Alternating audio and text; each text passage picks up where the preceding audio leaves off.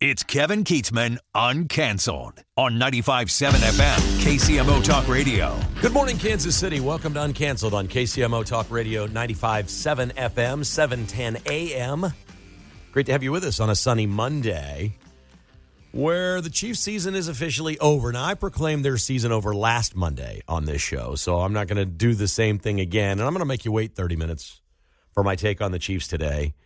And but we'll get to it. It's a complex situation right now with the Chiefs that is exacerbated by the fact that Patrick Mahomes is now out for several months. I think he'll probably be able to go at the start of next season, but he might miss a couple, 3 games at the very beginning. This is not the end of the world. If you were a running back, this is a bigger deal than a quarterback. It's a knee injury. By the way, he was losing his mobility anyway. We saw that all year this year. He was getting caught a lot, and he got caught a lot yesterday from behind by defensive ends. 30 is a thing in athletics. We'll get into that in detail in about 30 minutes. Also want to start by wishing our friend Mark Van Sickle a very happy 41st birthday today. Happy birthday, my friend. Thank you. How are the peanut butter M&Ms today? Oh, they're tasty. Thank you. Appreciate that. You are all Seattled up today. I am. I mean, it took 2 seconds for you to flip the switch. It's a thing. On my birthday, I was born in Seattle, so usually on my birthday, I wear something Seattle. I love it. You got a team in the playoffs. Yeah, luckily for me, they won yesterday. Grandpa Rivers almost beat them. It is unthinkable that Sam Darnold is better than Patrick Mahomes. Yeah. And yet it's true. There's 15 quarterbacks this year that were better than Patrick Mahomes. The Chiefs got a lot of work to do, and we will get to that. So let me just give you a little idea of a little inside baseball here of my little schedule that I have. On Saturday mornings, I get up pretty early before Jessica and let the dog out and do the thing. And then I go down to my office and I start writing a newsletter. I write a weekly newsletter. And I post it for the patrons at Kevin Keatsman Has Issues, which is my podcast. You can go to the website, kkhasissues.com, anytime and see what we're talking about here. And sometimes the newsletter is campy and it's fun. And it's sometimes it's 15 different stories of things that make you go, it's just different every time. Sometimes it's sports heavy. Sometimes it's Trump heavy. It could be anything. And on Saturday morning, I had a moment the previous day on Friday. I had seen these Christmas markets in Europe that continue to be vandalized by Christian-hating Muslims because they have an immigration problem in Europe. And we've now had a massive ring foiled in Germany. We also have one in L.A. that we just caught extremist jihadists, pro-Palestinian. They've announced the FBI in Los Angeles. We were planning a New Year's Eve attack with likely a truck bomb. They foiled that and arrested 4 people or 5 people on this thing. They did the same thing in Germany, and we're seeing all these things happen at these Christmas markets. And I'm watching Fox News on Friday morning, and they go outside to the plaza. They say, we have a Christmas plaza. This was a day after a woman just down the street at Macy's was changing a diaper in the ladies' room and was stabbed by a homeless person for no reason whatsoever. And all I could think of, there's this giant snow globe at this Fox News plaza in New York. You can step inside the snow globe, take a picture. It really looks cool. And the only thing that came to my mind when I saw it is, would you go do that? Would you feel safe in New York City on the Fox News Christmas Plaza with your family, your children, frolicking with Santa Claus and all this stuff, knowing what we know? Little did I know when I wrote this newsletter on Saturday, the world was about to just come unglued this weekend. And it did. I run into people all the time that say December's their hardest month. It's a hectic schedule. There are obligations, I would guess half the people that go to company Christmas parties really don't want to go, but they feel obligated to go. There's a lot of obligations. There are things that you do every December that just ratchets up the tension in your life. And because these are now religious holidays, the theme of my newsletter was, I don't remember Christmas being dangerous, but it certainly is dangerous. And now they're targeting Jews at the same time. I was writing mostly about Christians being targeted, and Americans. But we saw what happened in Sydney at Bondi Beach. Just incredible what happened there. And 15 dead, at least 15 dead, from a father and son jihadist team. Okay, this is what we're dealing with. When we're talking about the radical Islam, when we're talking about these crazy people, these radicals, this is a father and son tag team terrorist outfit. We've got pro-Palestinians in Los Angeles that have been arrested. This has been foiled. I've never even heard of this group.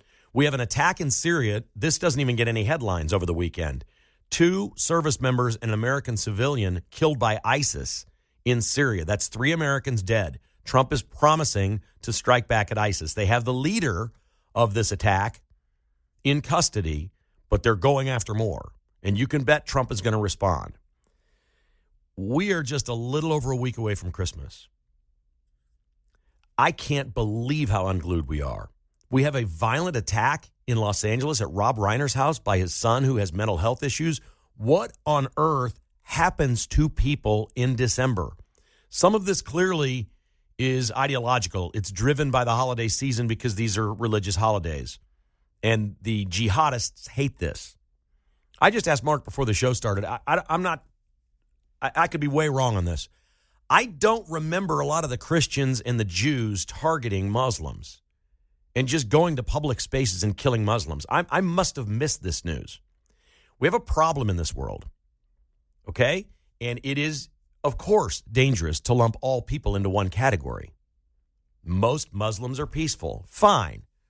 And they had mostly peaceful protests in Minneapolis while the police department was on fire. It doesn't take many. Those that are radicalized and crazy just completely upset the world. And I just think it's so terrible when we're all thinking about our faith a little bit more this month. Maybe we shouldn't, but we do around Christmas. Some people only go to one service a year and it's Christmas, or maybe they go twice a year. They go Easter and Christmas. But we become a little more religious this time of year, and we're seeing all of these unbelievable things happen. We have a crazy person still at large from Brown University in Rhode Island. They arrested the wrong guy, took him in custody, and now they don't know. I don't think they even know who or what they're looking for. What kind of target was this? Why the engineering building at Brown University? I don't have any idea. It's one story after another. And it's a shame when you get to the Christmas season and you have a moment like I had on Friday where I'm looking at this beautiful Christmas plaza and I'm thinking to myself, I would not go there. I thank you, Fox News, for putting this thing up. It's free. It looks really nice. There is no chance I would take my kids there. I might go there now as an adult, take a fun picture, and skedoodle out of there. But there is no way. Isn't that just awful? And maybe I'm part of the problem. Maybe shame on me for allowing them to let me think that way. But while most of our country has forgotten 9/11 and walked away from it, when we were all together, United States of America, for America first, we've split away from that. That was 24 years ago. We haven't forgotten. We've compartmentalized it. That's what Americans do. It's what most people do. Okay, it happened. It's over. And there is an expiration date on everything. We don't hate the Japanese today because they bombed Pearl Harbor. Okay, so these things expire. I get it. But the one constant in my life and your life is radical Islam. It has never faded. It has never gone away. Pete made some unbelievably great comments earlier on his show about open borders, about immigration. How stupid can we be? The Prime Minister of Australia is talking about this, says they're going to eliminate anti-Semitism in Australia. Well, that's a typical socialist. They think the government can do that. You can't get rid of anti-Semitism in Australia. Nice thought. They're immediately saying, take away the guns, take away the guns. That's not going to work. I can offer up that if some of those Jewish Australians at Bondi Beach had been armed, we wouldn't have 15 dead. There'd be 2 terrorists dead and maybe 6 people would have died and not 15 or more. But we got to stop letting these people in. What happened over the last 4 years, and I don't know if these radicals in L.A. that have been picked up and these other things were under Joe Biden or whatever, but we saw what happened. We know the numbers of people that are here. It is an astonishing number of people that are in this country illegally, and we just let them walk in and didn't ask them who they are, what they're about, what their affiliations are, or anything. We literally let Kilmar Garcia out of jail last week. He is a freaking terrorist from Tren de Aragua, who should not be on our streets, should have never been in this country, is an absolute thug, criminal, gang member terrorist by trade. That's what he does. We've seen him human smuggling. We have videos of him getting stopped in Kentucky with 7 people hidden in his car. He's smuggling illegals in, and we just allow it. They tell him to stand down. And we've got judges everywhere saying, oh, he's got to have his due process. He doesn't get due process. If you're not an American citizen, sorry, you've broken the law. You're here illegally. We can deport you. That is the law. This is a terrible weekend. And this Rob Reiner thing makes me sick. I can't even imagine. This is the way this went down. It was a stabbing. I'm not going to get into the gory details. I can't even imagine the scene. The daughter walks in and finds her mom and dad, calls the police. They immediately target the son who has mental problems. Now Trump's out there tweeting about it, not in a very good way, posting things. We got to tone it down. I don't know how. I wish I had the solution. I just know that I try to ignore these stories in everything I do. I don't like violence. I don't like this hard news. I worked in television news for 10 years, and every day there would be videotape coming into the newsroom of bloody scenes, murders, car crashes, some of the most violent things ever. I don't like violent movies. I don't like seeing anything graphic like that. I don't like these stories. But after this weekend, how do you ignore it? And we've got a mass shooter running wild that they haven't found yet from Brown University, and the stories just keep piling up. It's now the one that's 4 days old, and we got 5 more. How bad's it going to be between now and Christmas? I don't remember my entire life being worried about violence around Christmas or thinking Christmas is some sort of violent holiday. Do you feel targeted? If you're Jewish, do you feel targeted? We've talked about that. We don't ever talk about people who hate Christians. That's not allowed, because that's the majority in this country, and we don't ever do anything for the majority or say, hey, what's going on here? That's just what I have been thinking the last few days, and where can you go publicly if you're around some? It seems harmless compared to this other stuff, but Mayor Lucas was on with Pete last week and said, yeah, we're just not going to have religious symbols at City Hall around the holidays, even though most of our holidays this time of year are religious. Well, that's exactly what they are, is religious holidays.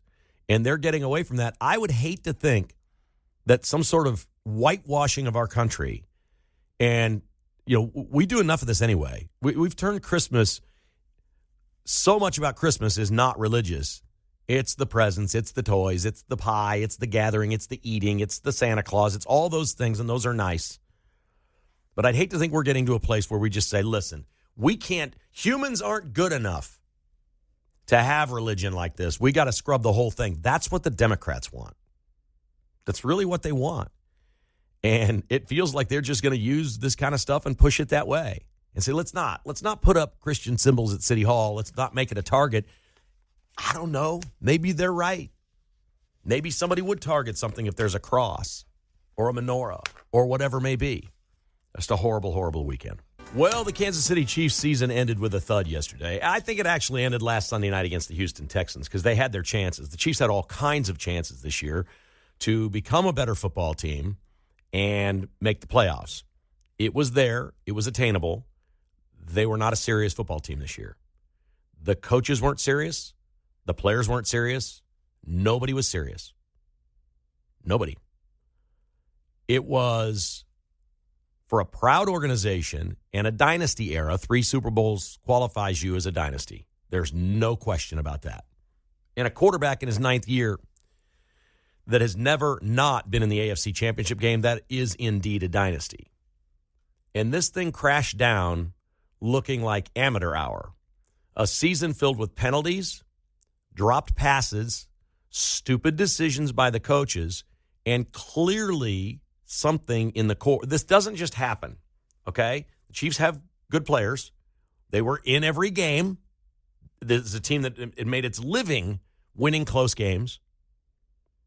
And all of a sudden, they can't win any of them. How dumb was this football team Sunday? How dumb was Patrick Mahomes throwing an interception down 16-13 in the fourth quarter when you've got the 3 points in your back pocket, you're going to get the game tied, give your defense at home a chance to do its thing, and you throw an interception? If they just get the 3 there and the 3 at the end of the game where Minshew throws the interception, they win the game. Folks, we have to come to the realization that this team this year was poorly coached, didn't do anything, any of the little things right. They didn't seem to care that they committed penalties right and left. They dropped passes, and they made terrible decisions.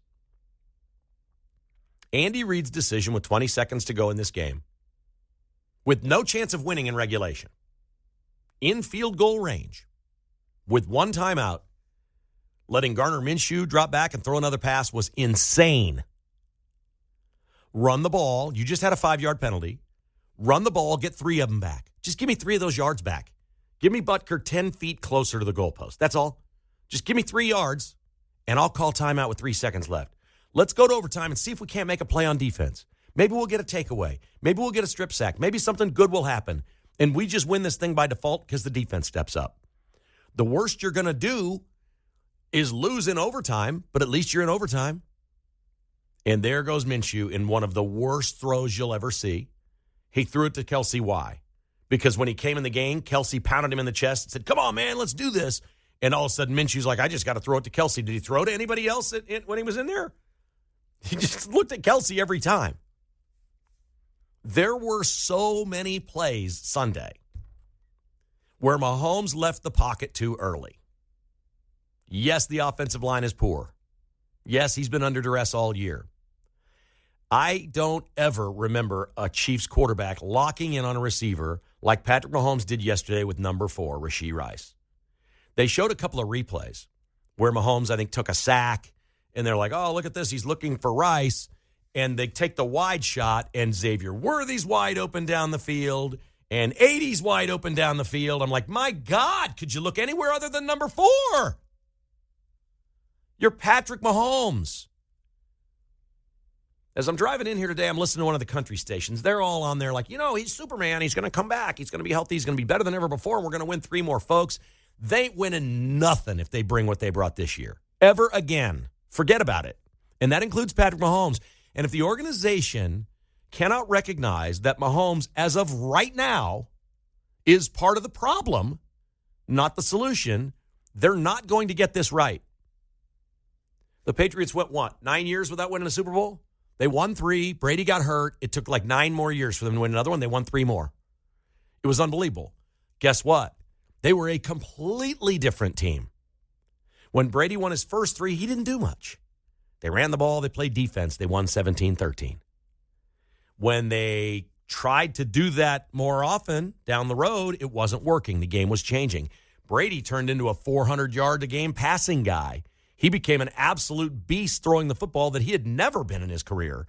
They were a high-flying machine, and they were great. The Chiefs are probably the opposite of this. You're probably looking at a 30-year-old Patrick Mahomes who's going to have to learn how to be a pocket passer. He's going to have a bad knee the rest of his life. Look, at quarterback, you can get away with a knee. If a running back gets this, you're like, well, it's probably over. You're 31. You're going to be 31 next year with an ACL. You're probably done as a running back. But as a quarterback, you're fine. He's got to change his game. Folks, what I saw all year this year is that Mahomes at age 30 lost a step. And I will repeat what I've said all along. He is not George Brett.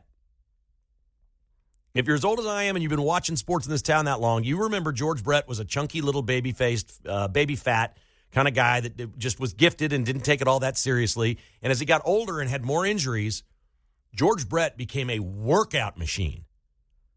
Like he went from a 23-year-old skirt-chasing, beer-drinking, playing hungover the next day baseball player to this 31-year-old chiseled dude that was going to try to play till he was 40 and get in the Hall of Fame, and he was completely rededicated. Mahomes is not there yet.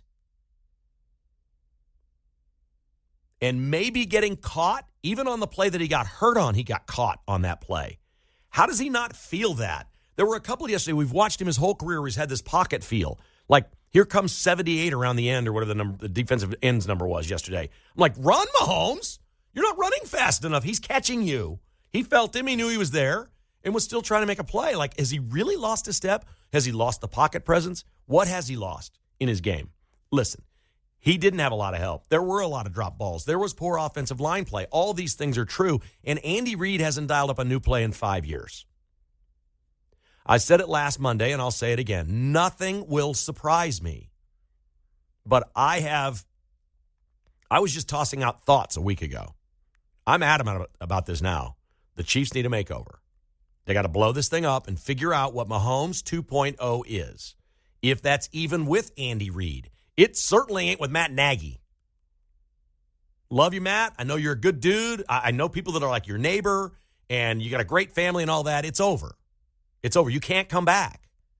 You're not the guy.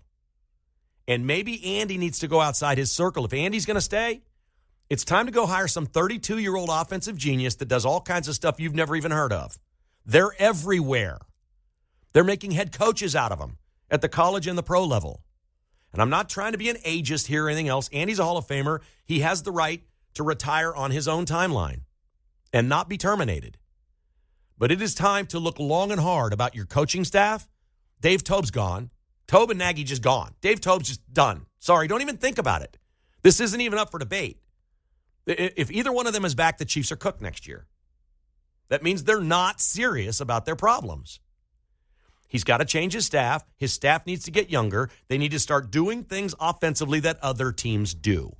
We used to be the innovators here. 10 years ago, Mahomes takes over. Look at all this stuff they're doing. All kinds of crazy fun. Nothing changed. It's a great offense, but it's run its course. Everybody knows what the Chiefs are. Rashee Rice, Mahomes' favorite target, coming into the game yesterday. Did you guys see this statistic? Against man-to-man coverage. Coming into the game yesterday, Rashee Rice had 7 catches this year for 66 yards. Against man-to-man. Not good. He's only a zone beater. That's it. You don't think the league knows that? Like Jim Harbaugh showed up at Arrowhead yesterday and did one of the most unbelievable things ever. This guy will go for 4th downs all the time, right? The Chiefs are up 7-0. It's the first quarter. The Chargers have 4th and 1 at like the 20, 22. It's like they're knocking on the door. He sends his kicker out there. I'm like, what is he doing? Well, I know what he was doing now. He's like, this is going to be a rock fight. We're going to be tougher. We're going to hit the hell out of this team. We're going to bruise them and batter them and knock guys out of the game and take personal fouls and get a guy kicked out. We're going to do whatever it takes to tell this team we are done being pushed around by you the last decade. We're here to hurt you. And they did. And when you've got 3 Super Bowl rings in your locker inside the stadium and you're driving your $300,000 car to the game, you probably don't want it as bad as the other guy. And that's what I saw out of the Chiefs this year. Where it really shows is not effort. NFL players play hard on every play. You're going to get hurt if you don't. Nobody phones in a play. Occasionally a receiver won't run a route. He'll just take the play off because it's a running play. You see some of that. It's not what I'm talking about. I'm talking about what it takes to be a champion. And that is Chris Jones. It didn't cost him. Andy called a timeout at the end of the first half because Chris Jones was lined up in the neutral zone. Then the timeout happens, and they go back out there. It's a big 4th down play. And what does Chris Jones do? Lines up in the neutral zone. It was unbelievable. They called a timeout because he was lined up in the neutral zone.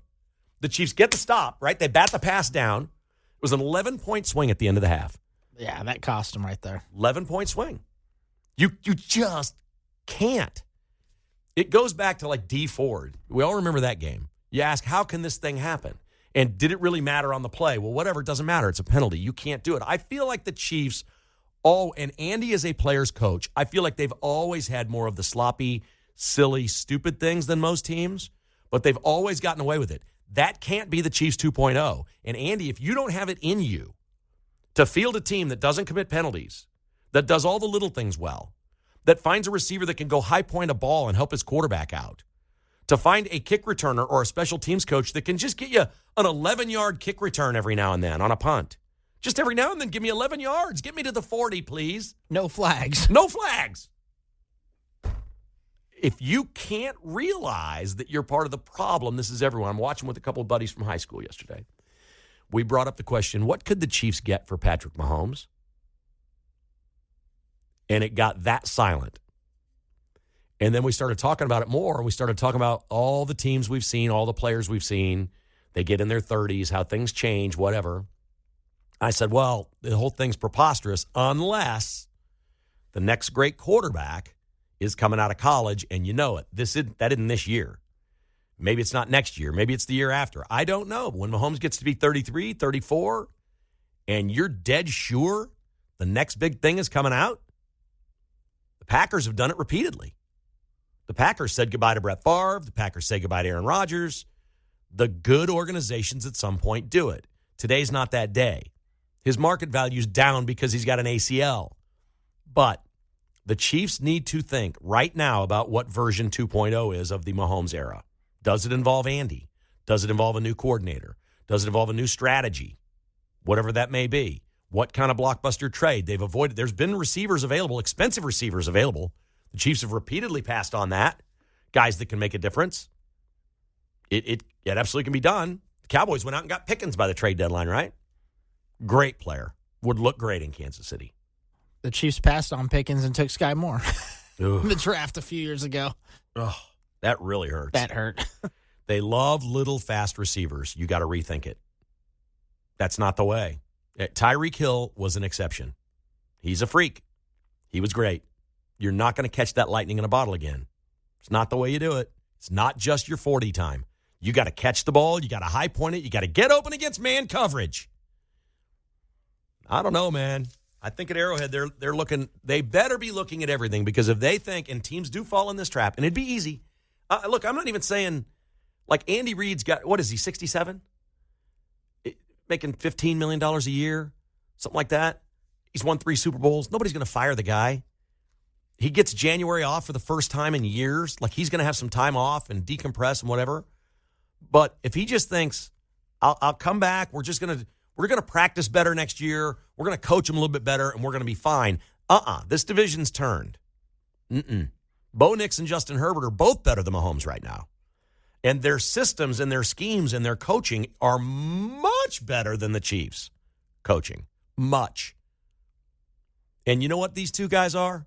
I'll say it because I don't really care for either one of them. They're both dirty coaches. Harbaugh and Peyton are both dirty coaches. And they're teaching that to their team. They want it more. Hurt that guy. Hit him. Blow him up. Wipe him out on the field. Try to do it within the rules, but if you don't, if you happen to hit a helmet, you happen to hit a helmet. Okay, you got ejected today. Big deal. Whatever. He's still laying there rattled. He's not going to beat us today. No, it's a complete hostile takeover of the AFC West, and I don't think the Chiefs knew they were in this fight. They're rolling down the road on a 2-lane highway in a Honda Civic, and here comes an 18-wheeler, and that's what got them. This division is tough. It's very tough. And what they're doing is not good enough. All right, we come back. We'll check in with Mark. It's his birthday. We'll get his thoughts on what the Chiefs need to do, where they are, and try to lighten it up just a little bit next on KCMO. Happy birthday, Mark Van Sickle. What's your plan for the Chiefs this offseason? I think you need to upgrade the defensive line, get a new running back. I would say go out and get Kyle Pitts, the tight end from the Falcons, since Kelsey's going to retire. And mix up the coaching staff. So just a few things to do. Just a few things to do. We're not tweaking. We're talking about a redo here, right? Yeah. I think we can all see that. Now, is it safe to say 2 of your favorite things are church and the Chiefs? Yeah. Yeah. Yeah. Two of, not the two most, family, obviously, and things like that, right? So this clip is great. My father-in-law sent me this. They go to Journey Church in Lee's Summit. It's also Ryan Lefevre's church. Who I've known for such a long time. And the lead pastor there is a man named Christian Newsom. And he just decided, this a couple Sundays ago, I think, he just decided he was going to use the 2025 Chiefs as the basis of the most important part of his sermon. And I think you're going to love his humor and his delivery. This is fantastic.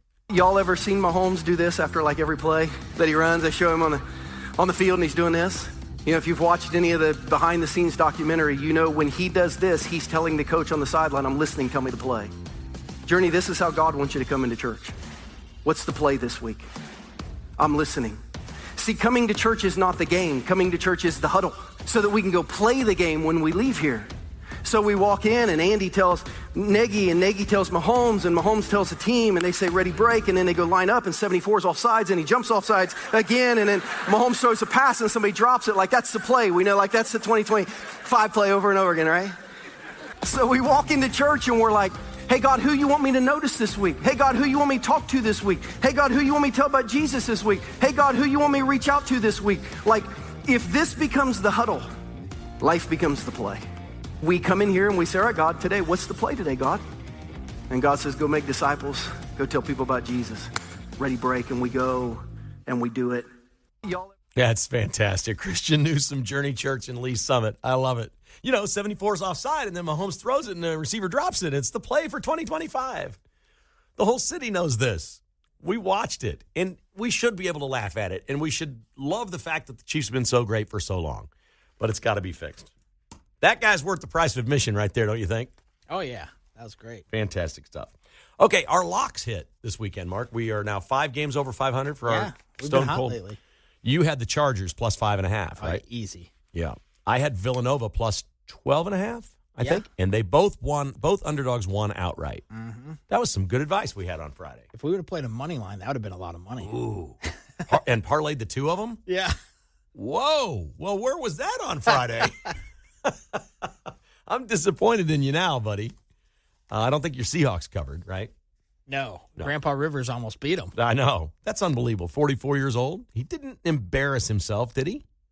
He only slipped once, and it was because he was at midfield on the paint. Yeah, and it was a slip. It wasn't like my legs. I'm an old man. My legs gave out, although that's always possible. After KU won in overtime on Saturday at North Carolina State, they came out on the set with the analyst, Bruce Pearl, and all these other people. Did you hear the conversation after the game? I missed it. They were like all in agreement that Darren Peterson should not play again. Really? They're like, it's too late in the season. This is a lingering injury. He's got to get healthy for the draft if he wants to go number one. And they were all like Bruce Pearl's like, if this is my player, I'm shutting him down. I could see that. It seems too early to me still. It's mid-December. Yeah. At least see if he can play some Big 12 games. If he grabbed it again, the point is in the game, he grabbed it again and tweaked it and got injured again on Saturday. If it's lingering like that, I understand that he is a professional. They paid him a lot of money to play at Kansas, and he's going to make a lot of money in the NBA, and that is the most important thing. But you can't say you're shutting it down for the year. Maybe they say right now 4 weeks. I don't know. Shut him down. Let's get this thing as healthy as we can. But I don't even understand the logic at this point of just saying I'm done for the year. That doesn't make any sense to me. Yeah, got to see if he can play some Big 12 games at least. Yeah. Council was pretty good, huh? What do you have, 36 points? 36 points, 9 threes. Crazy. Most threes ever by one player in the Bill Self era? Yep.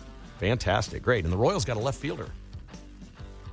Royals got a left fielder this weekend. They traded Angel Zerpa for Isaac Collins, who apparently is going to play every day from the Milwaukee Brewers. There's a name to know. Happy birthday, Mark. What are you doing the rest of the day? Anything special? Hanging out with the family later. Hanging out with the family. Get those hugs, baby. Happy birthday. The Vince Show's coming up next. Thanks for listening to Uncanceled.